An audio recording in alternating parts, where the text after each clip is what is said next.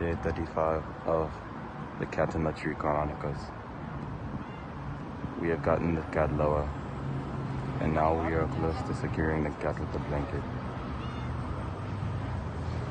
Watch now as test subject number 1, aka Isaiah, tries to procure the cat from its perched position on the branch.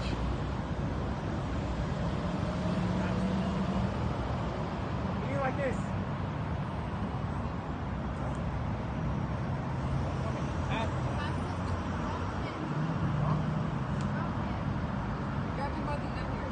His strong muscles and light weight make him perfect for climbing trees, so he was the obvious choice to get the cat and go up the ladder.